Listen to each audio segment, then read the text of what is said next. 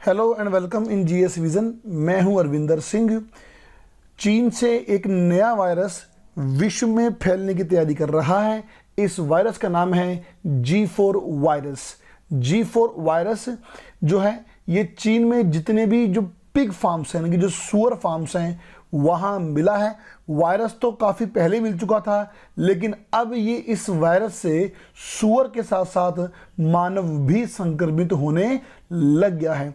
तो विश्व को एक और नए वायरस का खतरा पैदा हो चुका है।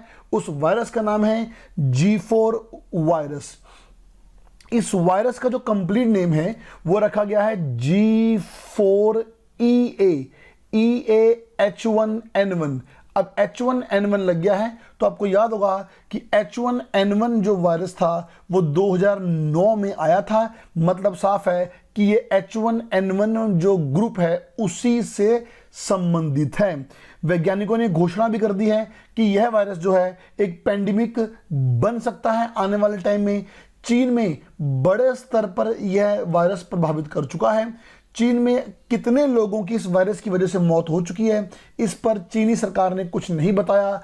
वो हम सभी जानते हैं कि चीनी सरकार ने कोरोना वायरस के समय भी कुछ नहीं बताया था, और जब गालवान नदी घाटी में जो क्लैश हुआ था उसको लेकर भी चीनी सरकार ने कुछ नहीं बताया था। तो मतलब चीनी सरकार ऐसे आंकड़े जो हैं वो जनरली छिपा लेती है।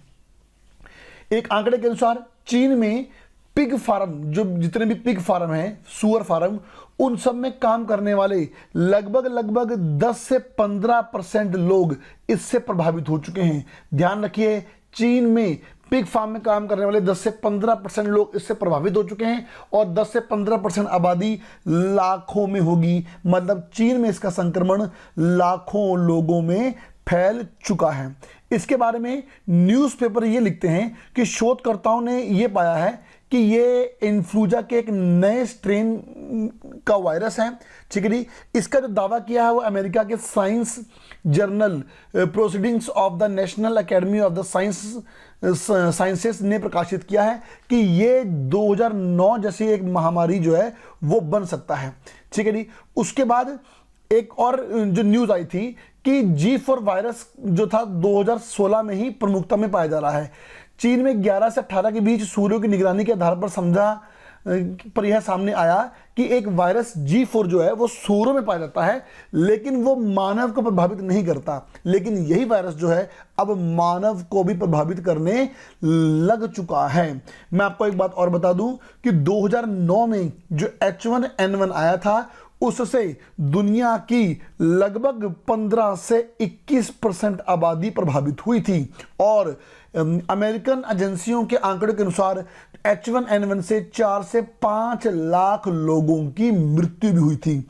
बड़ी बात यह है कि बाद में H1N1 की हमारे पास जो है वैक्सीन वो मिल गई थी, तो इसलिए बहुत सारे लोगों को बचाया जा सका।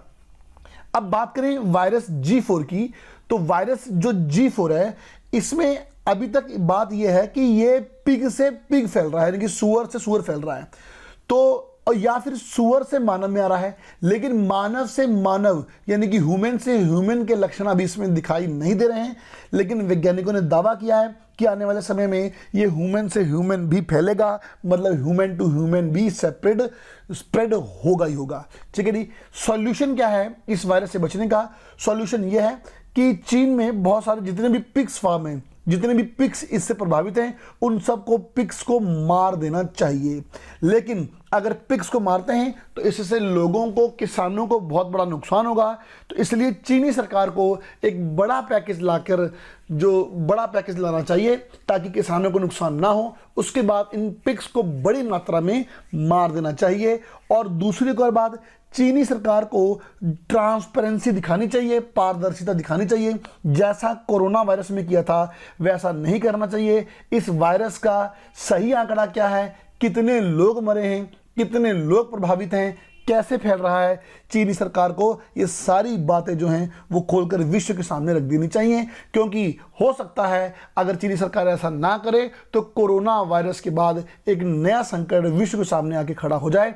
अभी तक मेरे पास इस वायरस को लेकर यही सूचना थी। जैसे नई सूचना आएगी मैं आप सभी को अपडेट करूंगा। Thank you for watching.